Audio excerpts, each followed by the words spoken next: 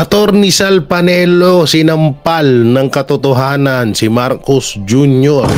At isa sa mga congressman ay may hamon kay Marcos Jr. mapatungkol sa drug test. Bakit ba ayaw magpa-drug test? Ano bang ayaw? Ano bang meron sa hair follicle test na bakit ayaw na ayaw gawin ni Marcos Jr.? Di alam niya ito sa totoo lang. Gaganda ang imahe. Gaganda ang imahe ni Marcos Jr. kasi alam naman natin na ngayon talagang pinuputaktiho siya ng ibang mga netizen dahil nga dapat ay siya ang presidente, siya ang pinuno ng isang bansa, dapat siya ang mangunang impluwensyahan ng mga politiko mapatungkol dito sa drug test na ito. Kaso nangyayari parang siya pa yung kauna-unahang tumanggi. Kasi ito kahit bali-balik ta rin yung mundo, hindi talaga maiisip na bakit takot sila sa hair follicle test. Bakit takot sila na magpa-drug test? Anong meron doon? Una-una, sa totoo lang yung drug test, yung drug test medyo masakit pa yun, di ba? O kasi ihihi ka. Drug test sa dugo, di ba? Medyo maano pa yun kasi tukuhanan ka ng dugo. Pero yung hair follicle test, nagugupitan ka lang ng kapiranggot na buhok, hindi ka naman kakalbuhin, ba't parang big deal sa kanila? So eto nga, may sinabi nga dito yung isa sa mga congressman, no? Isang congressman na magpa-drug test ka para makita kung totoo ka. At dito nga rin sa sinabi ni Attorney Sal Panelo talagang i-push mo at talagang sampal ito kay Marcos Jr. itong mga sinabi ni Attorney Sal Panelo dahil sino ba hamunin namin mag-drug test? Alangan naman si PRRD. Hindi naman si PRRD ang presidente. Si Marcos na. Tapos sinangayunan pa to ni Vice President Sara Duterte. Doon pa lang kung yung Vice President, pangalawa sa pinuno ng bansa, pumapayag niya sa hair follicle test, ba't yung presidente ayaw? So hanggat hindi kasi to talaga natatapos tong hair follicle test na to, hindi rin matatapos ang hinala sa'yo ng taong bayan na ikaw nga ay gumagamit ng pulburon. Diba? Kasi ganun, eto apakadali lang nun. Katulad yan, sa war on drug ni PRRD. So marami nagsasabi, mamamatay tao si Duterte, mamamatay tao. Pero hanggang ngayon, wala naman na isasampang kaso kay PRRD. Wala naman, hindi naman napapatunayan yung samantalang humarap pa siya. At inamin niya pa nga, diba? May sinabi pa nga si PRRD na, inutos ko yan, ako lahat mananagot dun. Pero yun ay pamamaraan lamang para takutin yung mga drug lord at mga pusher dito sa Pilipinas. Kaso kung ikaw, kasi isa sa pinakamabigat na hinala or bintang sa isang tao na tawagin kang adik. Ngayon, dapat para mawala yun, patunayan mo sa tao na yun na hindi ka adik. Katulad lang niya, si Trillanes. Sinasabihan niya na drug lord itong si Pulong Duterte. Anong ginawa ni Pulong Duterte, di ba? Ang ginawa ni Pulong Duterte, nagpa-drug test siya. Ngayon, ang resulta, negative. Di tapos ang usapan, so ibig sabihin, sinungaling si Trillanes. Ganun lang kadali. So bakit si Marcos Jr. Hindi niya magawa? Sa totoo magiging maganda pa siyang impluwensya sa mga tao na, ang galing naman ni Marcos Jr. Talagang siya pa yung nanguna sa hair follicle test. Dapat sumama na rin or makiisa na rin or magpa-hair follicle test na rin yung mga nasa baba niya. Yan sa Senado, sa Congress, kay Senate President Chis Escudero, kay Martin Romualdez. Di ba? Napakagandang napakagandang hadikain ng isang leader yun kapag nangyari. yung pinagtataka natin, ang dami na hong nakalimut. Tutusin, ang tagal-tagal na ho niyan, bakit hanggang ngayon hindi pa rin ginagawa? Puro tayo sasabihin mo na hindi batayan ng hair follicle test para pagkatiwalaan ka ng mga Pilipino. Hindi ganun yun. Hindi katwiran ng isang presidente yun. Na presidente ka, kailangan may buo ang loob mo na patunayan mo sa taong bayan na karapat dapat ka dyan sa pwesto mo. Kung ganyan ng ganyan, puro pag kada tinatanong ka sa hair follicle test, katulad lang yun, sa BICAM na rin, na BICAM ang tinatanong, gaa ka ng gaa. So yung mga Pilipino na pag-iisip na, parang wala sa katinuan si Marcos. Gago! Diba? Parang mapapaisip na, wala, ang layo nung topic, pero bakit ganun yung sinasabi ni Marcos? So hindi matatanggal sa isip ng tao na gano'n. Kaya kailangan talaga magpa-drug test. So ito na nga, ang ginawa ni Attorney Sal Panelo, mapatungkol ho dito sa hair follicle test at ni Marcos Jr. Talagang butata siya dito, no? At talagang parang binalatan siya ng buhay ni Attorney Sal Panelo. So panoorin mo natin. Pag yan ay pinilit mo, na hindi ka magpapa-follicle test, hair follicle test, ibig sabihin, takot kayo. Takot ka na maging totoo nga. Gawin mo na. O aminin mo na. Huwag ka na magpa-hair follicle test. Sabihin mo, mag-take ako. Yun, pwede pa. Yun pa pala, Marcos Jr., isa pang pwede mong gawin. Aminin mo na, gumamit ka. Di kasi ito kung halimbawa man na nung mga panahon ng kabataan ni Marcos Jr., gumamit talaga siya ng pulburon. So sasabihin, gumamit ako dati, pero ngayon, bilang hindi ko na inulit yan, nagbagong buhay na ako. Nagsisi na ako sa ginawa kong yun. Tapos ang usapan. So, kung gusto mo, magpa-hair follicle test ka talaga. Umamin ka na, ganun. Pero it doesn't affect my presidency. O, di pakita mo yung mga ginagawa mo na.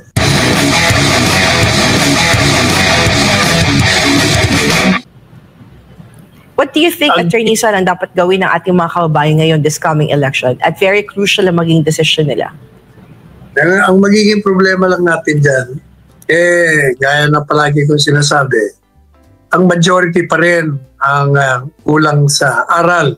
Marami sa ating mga kababayan, yung nangyayari dito sa GA, hindi nila naiintindihan, hindi nila alam yan eh. Kaya pagdating na naman sa alala, kung sino yung may organisasyon, may pangalan, may pera, yun na naman ang upo. Kaya talagang ang laki ng problema ng bansang ito. Yun lang, Attorney Sal. Tigil sa lahat, kung may bagong leadership na ilalagay for Congress and Senate, Attorney Sal, yun namang mapagkakatiwalaan, Attorney Sal, at walang bahid ng korupsyon. At posible ba yun, Attorney Sal? Under this administration, mapalitan sila. Alam mo, wala ka nung nung isang araw, nasa Hong Kong ka pa eh. Natatanda mo kayo, kung nabalitaan mo. Yung grupo ng kaliwa at grupo ng mga dilaw, nagrally sila dyan sa EDSA Shrine, sa People Power Monument, sa Liwasang Bonifacio. Ang una nilang ikinalat dyan para maikayat ang mga Duterte followers, yung mga kampiki Inday Sara. Sinabi nila, magrarally tayo, sama niyo kami dahil sa korupsyon, dahil sa GA. Pero ang tunay na dahilan, pinapa-impeach siya kasi yung mga nag-initiate nun, puro mga complainants eh. Pero binobola tayo. Kaya araw-araw sinasabi natin, yung mga rallying yan, against Inday Sara. Kaya, nabalita mo ba kung gaano karami yung nagpunta? 500. Dito to yung sinasabi na Attorney Sal Panelo kasi yung si Magno, ang pangalan nun? Kalimutan ba sa yung apelido niya Magno, yung parang tomboy, yung singkitin. Ang unang ginawa nun, naging against siya mapatungkol dun sa BICAM. Sa BICAM report na dapat nga daw, umagree siya doon na dapat ay ipaliwanag yun ng Congress at ng Senate. Tapos yung gagawin nga at yung about sa korupsyon na alam naman ni Magno at alam niya sa lahat ng Pilipino na ayaw din nila ng ganun. Kaya naniwala ang mga DDS supporters na etong si Magno ay ipaglalaban yung about sa korupsyon. Nung nakahikayat na siya ng mga member at parang gusto sasama na dun sa rally na yun, biglang ang kinalabasan ng rally is papatungkol pala sa impeachment kay BP Sara Duterte. So sa madaling salita, ginamit niya lang yung salitang BICAM, ginamit niya lang yung salitang korupsyon na yun ang gustong malabanan ng mga Pilipino at mawala dito sa Pilipinas. Kaya sumuport sa kanya yung iilan, biglang bandang huli, impeachment pala kay BP Sara ang pinaglalaban. Gago! O ganun yung naging taktika na kalokohan.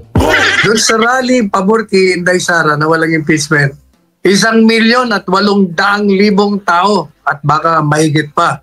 Doon sa kanila, wala pang 4,000 combined ha. Yung mga umaten, alam mo, nagpunta ako doon para makita ko talaga yung bilang ng tao. Kaya wag nilang bubula. Itong si Trilling, binobola pa tayo, 40,000 lang, bulahin muli. Sa poll na naman si Trililing. 40,000, ganun kadami, ulul ka ba? Gago! Tigilan mo kung hindi ka nakakainom ng gamot, wag mo kami damay. Ang tawag dito, 40,000, ang laki-laki ng mata mo, 40,000 bilang mo doon. Gago! Pero ulo no? 40,000 yun, wala nga hatang 500 yun. Paano naging 40,000 yun? Laki-laki ng mata mo, napapanot ka na sa laki ng ulo mo, di ka marunong magbilang. Lelang mo, nandun ako. Sinilip ko Lokohin mo, lelang mo. Kinausap ko yung mga pulis, yung hindi ko inabutan sa People Monument. Naku sir, mga 1,000 lang ako nagpunta dito. O ba't sabi 4,000? Hindi ko. 1,000 lang siguro. Bayad, ano Swerte yan? Attorney Salpanelo, bayad pa ho yun. Bayad pa yon at nagkagulo-gulo pa sila dun sa pagbayad dun. Yung ibang mga pumunta dun, hindi nabigyan ng tigi 1,000. Hindi, sabi daw ng mga konsihal sa kanila or ng kagawad, may pupuntahan lang daw naman sila na may pupuntahan lang naman daw sila na parang meeting, gano'n. Pagdating ho doon, nagulat sila na sa impeachment na. Oo, tapos 1,000 yung nagkataon na yung iba doon na leader na nagdala ng tao ay medyo kurakot. Kaya yun, nagkaleche-leche na. Partida 40,000 ang putik. 40,000, mata mo, Trillanes. Umabot sila ng 2,000. Dun sa shrine, lalong mas maliit daw, mga 1,500, sabi ng mga pulis. Ganon din sa Liwasang Bonifacio.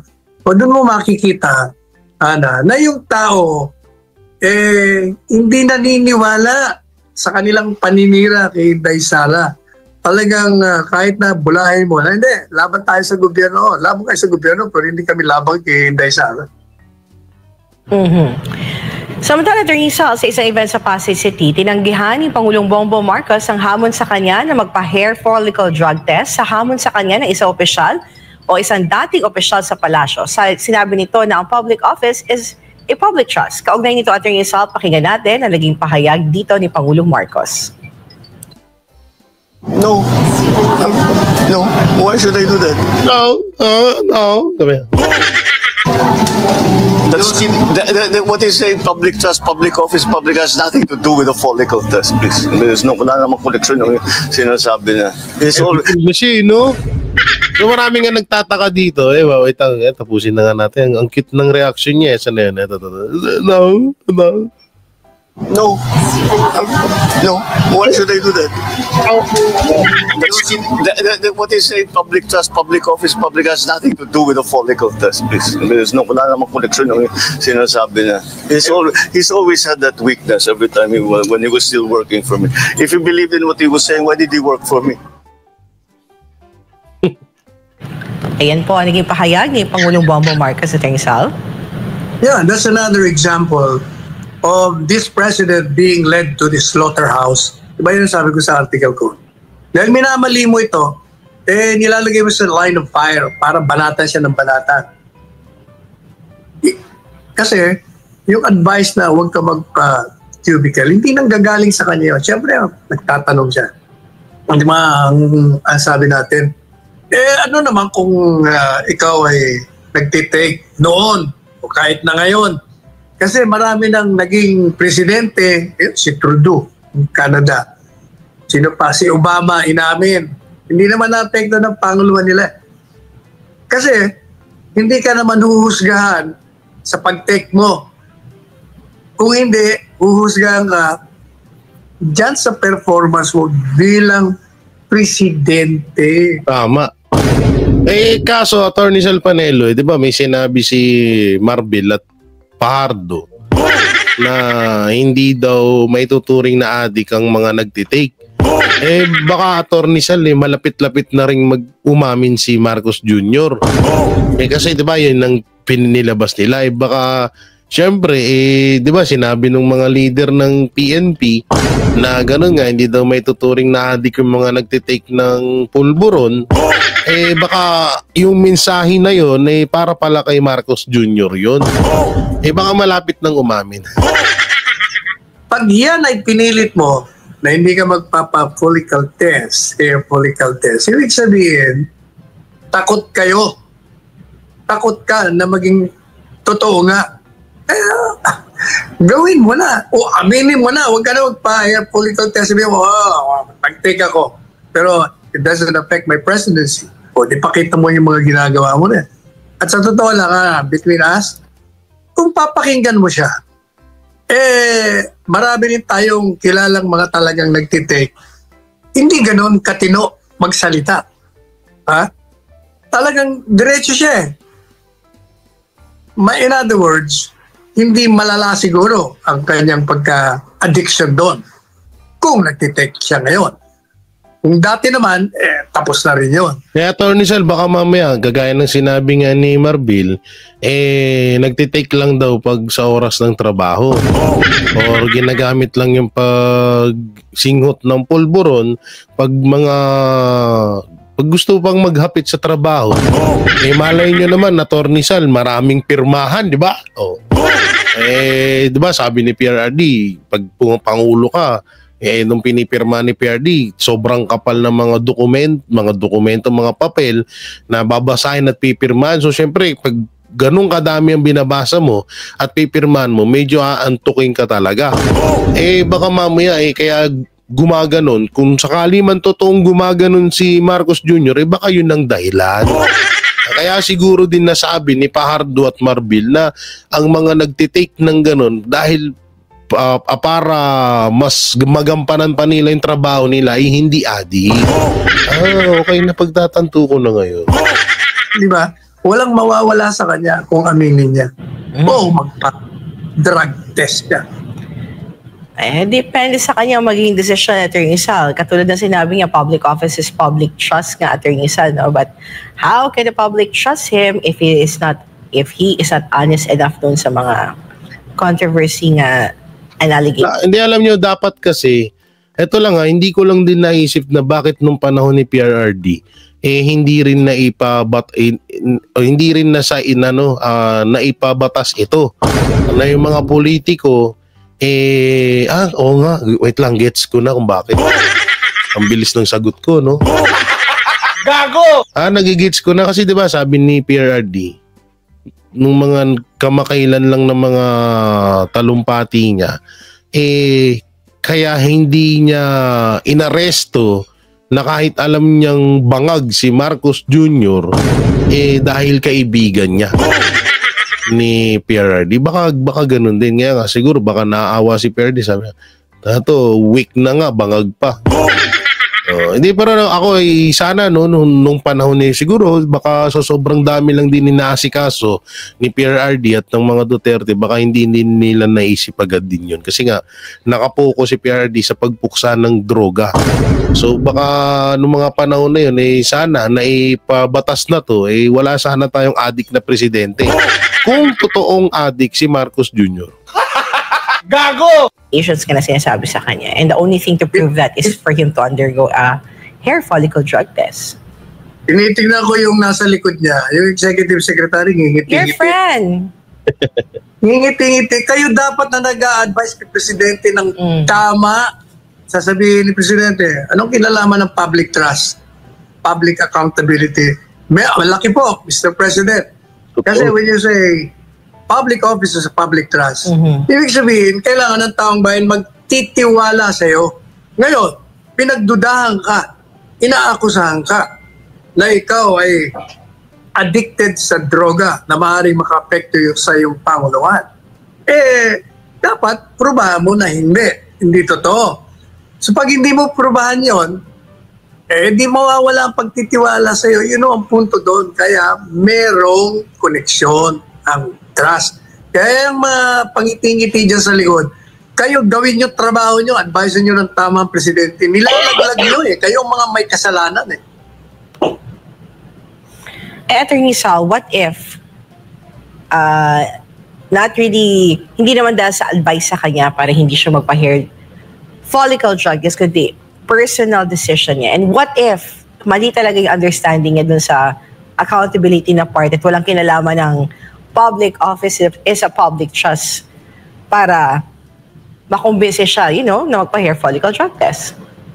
Then he takes the risk of the overwhelming loss of trust by the people who voted him in office. Yun ang magiging panganib. Hindi na siya pagkakatiwalaan. At yun ang magiging albatros niya. Mahihirapan na siya mag-govern effectively sapagkat nawala na ng pagtitiwala ang bayan sa kanya. Kahit anong gawin mo maganda niya, wala, hindi naman niniwala kami sa iyo. Yun ang magiging panganib. Hindi kasi iniisip kasi ni Marcos nga, baka natatakot si Marcos na kapag nagpa-drug test siya, biglang nag-positive. Tapos bigla siyang ma-impeach. So masisira lahat ng plano. Kasi nga nanaginip ako nung nakaraan nung nakaraang gabi. Ito na naman yung panaginip ko. Nanaginip ako na talagang yung impeachment daw ay talagang itutuloy ng Congress sa ayaw at sa gusto ng. Tapos pag siyempre pag natanggal si VP Sara, si VP Sara bilang Vice President, ang papalit dalawa lang. Kung hindi si Martin Romualdez, ay si Chis Escudero. Ngayon, doon sa panaginip ko, parang naiba ata yung plano. Ang plano doon, parang si Chis ang gagawing Vice President, tapos gagawing siyang para si Chis ang lahat ng batuhan ng mga hinanaing ng taong bayan or sama ng loob ng taong bayan sa kanila. So ngayon si Chis, diba, alam naman natin si Chis, diba, nababalita na parang bata yan ni Lisa Araneta Marcos. Diba, pinahawak pa nga ng wine. Diba, parang naging lumalabas na bata ni Araneta yan. So ngayon ang dun sa panaginip ko parang parang gagawin niyang tauhan lang si Cheese. Or parang siya lang yung magpo-front na Vice President pero si Romualdez talaga ang tunay na Vice President. Tapos si Marcos naman parang ang mangyayari bandang huli parang syempre hawak na nila lahat. Hawak na nila yung pagiging Vice President. Hawak na nila yung pagiging presidente. So, matutupad na ang plano ni Martin Romualdez na future Prime Minister. Oo. Siyempre, kailangan naman na, doon nga sa panaginip ko, sinabi pa nga ni Romualdez, panaginip lang naman. So, doon nga sa panaginip ko, sabi ni Martin, bakit pa ako magpapakahirap? Ako yung masisisi ng taong bayan. Mas magandang gumamit ako ng ibang tao para sa kanya lahat pumukpok yung galit ng taong bayan. Panaginip lang naman yun. Yan na natin. Oo, Attorney Sal, kasi parang napaka-off Isipin mo, ikaw ang presidente ng Pilipinas pero hindi mo para sa'yo, walang kinalaman ng public, walang kinalaman yung pagpapa-hair follicle drug test doon sa allegations sa'yo na gumagamit ka ng illegal na droga para sabihin mo na walang kinalaman yun sa katagang public office is a public trust, Attorney Sal. Kasi nga, mamana, kung nasasagot sa'yo, Kasi nga, ang turing nga nila sa mga sumisinghot ng droga ay mga matitinong tao. Yun naman yung, di ba, sabi nga ni Marbil hindi nga doon may tuturing na addict yun. So, yun ang tingin nila doon sa mga nagtitake ng pulburon na ito ay matino. Kasi parang something is off na hindi ganun ang pagtingin mo. I mean, wala ka bang, ano bang understanding mo sa katagang accountability, Attorney Sal? You're very much accountable to all Filipino people kung saan ikaw ang namumuno. Sana makarating sa kanya yung ating pinag-usapan at mabasa yung aking artikulo para sa kanyang kabutihan. Alam mo yung, di ba sabi natin, lahat ng presidente, ang presumption, gusto nila ang kabutihan ng bayan. Kaya tayong mga mamamayan, tungkulin din natin na sabihin sa kanya kung anong mga napapansin natin, anong mga kamalian, para magawa niya ng paraan, tumugon siya sa kawastuhan ng ating mga pinapahayag. Kaso, ang problema kasi dito, Attorney Sal, kung maganda naman sana yung hangarin na Attorney Sal, kaso may nabasa kasi akong isang mapatungkol sa side effect ng isang addict or ng isang taong tumitira ng pulburon. Ang side effect kasi dyan, feeling niya lagi siyang tama. Feeling niya wala siyang ginagawang pangit. At feeling niya siya ang pinaka matalinong tao sa bulat ng lupa. Na kahit anong suggestion mo, kahit anong paliwanag mo or parang nagbibigay ka ng payo para sa kanya, wala sa kanya yun. So yun ang isa sa mga epekto ng mga nagpupulburon. At ang pinakamasaklap pa dyan, naniniwala lang ang isang taong nagpupulburon sa kapwa niya nagpupulburon. Gago! So ang tanong, sino yung nagpapayo na kapwa niya nagpupulburon? Gago! Kung halimbawa man totoo nga na nagpupulburon si Presidente Marcos Jr. So yung mga ganyan kasi sinabasa ko yun, sabi niya, mas papaniwalaan nila yung kapwa nilang gumagamit din kaysa dun sa matinong mga nagpapayo sa kanya. Katulad lang yan nung about sa BICAM. Payo lang naman ni PRRD na ipaliwanag nyo at ayusin nyo. Ano masama dun? So ngayon, nung nagalit siya at hindi niya, kagaya nga doon sa nabasa ko, hindi nga niya pinapaniwalaan or hindi niya ina-accept yung mga ganong payo. Diba, nagalit siya. Nung nagalit siya, nagka-windang-windang yung utak niya. Ang sagot niya ay GAA. BICAM report nga yung tinatanong, tapos napunta siya sa GAA. So yun lang naman yung nabasa ko doon na parang mas papaniwala niya yung kapwa niya adik kaysa doon sa matitinong tao. Kasi nga iisa sila ng utak.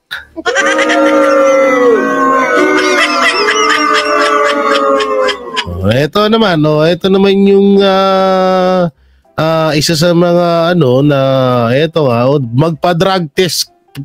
magpa-drug test para makita kung totoo ka. Duterte Youth PL Chairman Cardema, panoorin mo natin. So paano mo mababago yung bayan mo at ang bansa kung yung sarili mo hindi mo mabago, hindi mo maamin? Sapul yun, hindi totoo yun ha.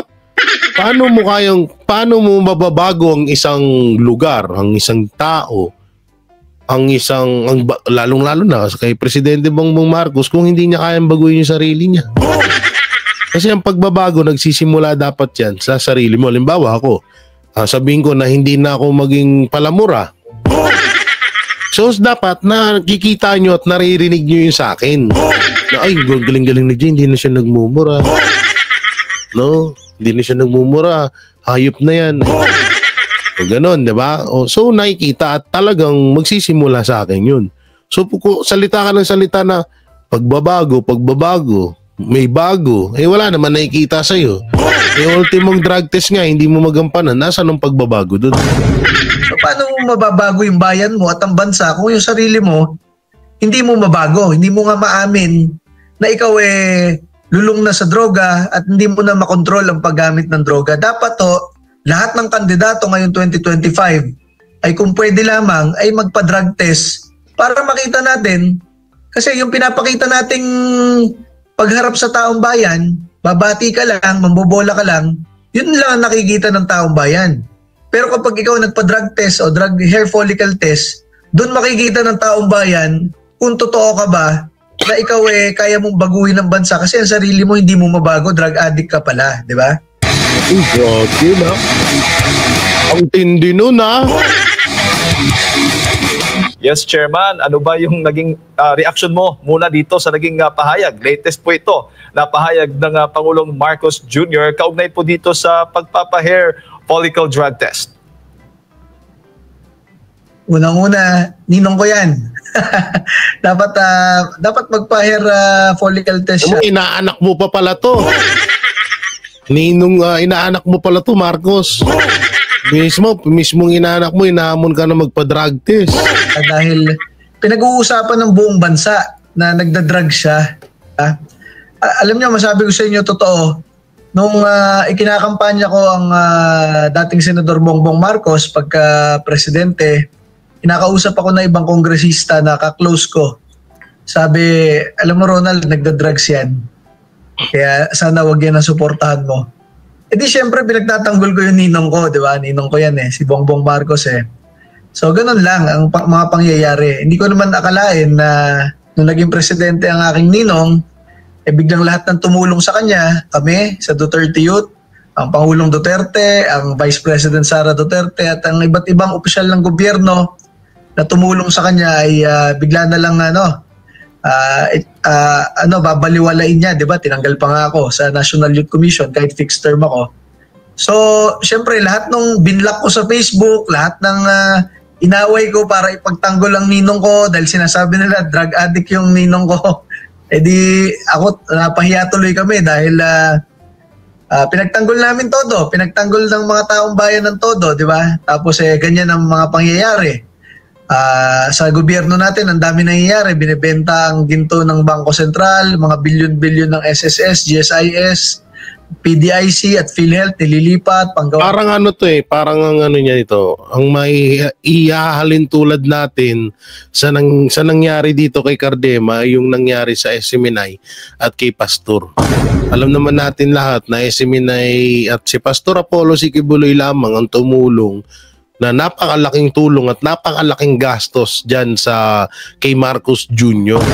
na hindi niya pinahalagaan talaga ni Marcos. 'Di ba? Ayaw niyang sumipot sa mga debate sa GMA, ABS kasi nga daw ang katwiran niya kakawawain lang siya doon at hindi daw patas ang magiging debate. Kaya ang ginawa sa SMNI ay siya tumakbo at tinulungan naman agad siya ni Pastor. Pero anong ginawa? Tingnan mo, 'di ba? Pinakulong, winalangya yung mga member, 'di ba? O ano pinaggagawa, binastos yung simbahan. So talagang kahit ako dito sa katayuan ni Cardema, talagang biruin mo, tas siya pa, ninong niya pa. Sakit nun, no? Biruin mo, pinagtatanggol mo kasi nga ninong mo, pinagtatanggol mo nun na, uy, adik yan. Tapos hanggang sa napagtanto mo, bandang huli na totoo nga. At yung mga nagsasabi sa'yo na parang pinapayuhan ka lang na, uy, huwag mo suportahan yan, adik yan. Tinabla mo, nawalan ka na ng kaibigan, tapos totoo pala yung mga sinasabi ng mga yun. Sakit nun, ha? Ng karsada at iba't iba pa. So masasabi ko, ang epekto kasi ng the drugs, nandun sa utak na sa decision making, di ba? So bilang ikaw ang number one decision maker sa bansa, dapat talaga malaman ng bansa kung totoong nagda-drugs o hindi ang ating Pangulo, ang ating Commander-in-Chief. At kapag ganyan na pinag-uusapan na ng buong bansa kung nagda-drugs ba o hindi, dapat man lang ang sagot ng Pangulo dyan, ipakita man lang niya through a hair follicle test na hindi siya nagda-drugs, di ba? At para para sundan din siya ng ibang ahensya, ang ibang politiko na nakatungtong sa ating gobyerno. Isa yun sa pinakamaganda nun kasi biruin mo, mahihiya yung mga congressman, mahihiya yung mga senator, mga mayor, gobernador, konsihal, kapitan, na, uy, yung si Presidente Marcos nagpa-drug test. Tapos tayo hindi. Parang kabastusan naman nata to kay Marcos sa ating presidente na siya nagpa-drug test, nagpa-hair follicle test. Tapos tayo hindi. O, diba napakaganda niyang halimbawa sana sa mga kapwa niya politiko, kapwa niya kandidato, at lalo ngayon na magi-election na naman. At ang maganda pa nga dito, baka baka etong si Marcos Jr. Talagang kabiliban pa to ng mga Pilipino kapag ginawa magpa-hair follicle test na siya. Kasi talagang sila na. Tsaka doon niya mapapatunayan na sinungaling talaga mga Duterte. O, diba, lagi niya sinasabi na sinungaling mga Duterte, sinungaling si PRRD, kayso ganito, kayso ganyan. No? So kapag nagpa-hair follicle test siya at nag-positive, di may tuturing nating sinungaling or hindi totoo ang mga sinasabi ng mga Duterte at yung mga nagsasabing addict siya. Ganoon lang sana kadali yun eh. Oh, napadigay pa ako, no? Partinay na anak niya to. Siyempre, baka sabihin niyo naman, Jay Guevara, puro na lang mga, siyempre, kakampi ng mga Duterte yan. So, talagang kakampihan nila at tutulig sa inila si Marcos. So, eto, tignan natin ang komento ng mga tao. Ha? O, lakihan natin para makita. O, yan. O, tingnan natin yung komento dito. Ito yung picture. O, yan ha. Opinion mo, pabor ka ba sa sagot ni Marcos Jr. nang hinamon siya ng magpa-hair follicle drug test? O, ngayon, babasahin natin yung komento ng mga tao. O, yan ha. Unahin natin si Eman S. Blase. O, pabor po ako, sobra. Tingnan naman natin ang messenger ni Eman. So yan, meron siyang 4.8k followers. So yun nga, no, ibig sabihin hindi po siya dummy account. O, ito po, sabi ni Ian Chris Betonio, pabor po.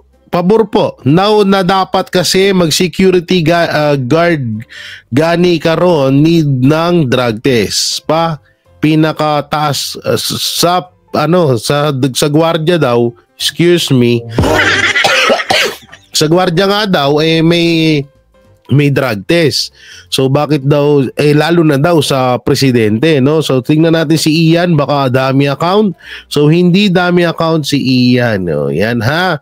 O, dito naman sabi ni Helen Ann Ambos, go BBM to drug test in order to erase the issue about it.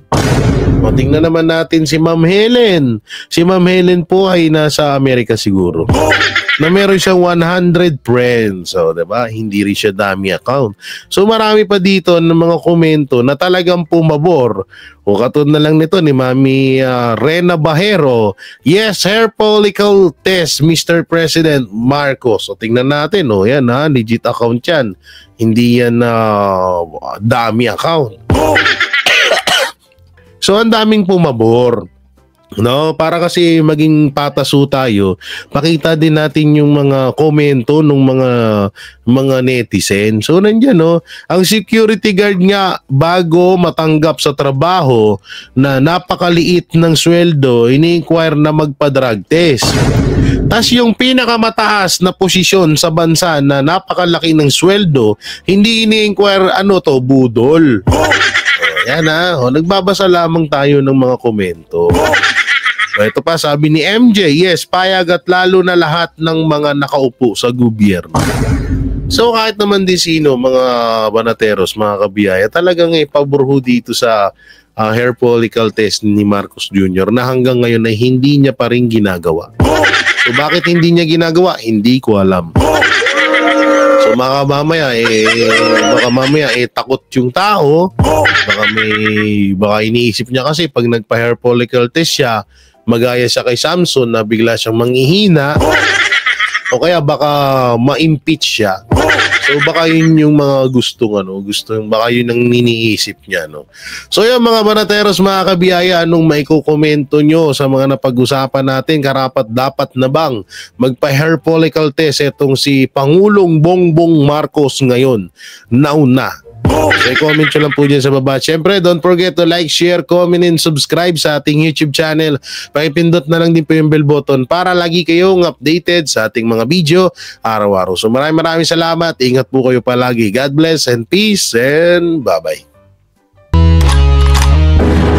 Yan ang Banateros, walang inuurungan. Pag tama palakpakan, pag mali ay babanatan. Yan ang Banateros, boses ng ordinaryong Pilipino. Banateros ay walang makakaawan, walang inuurungan. Banateros ay tinutulungan.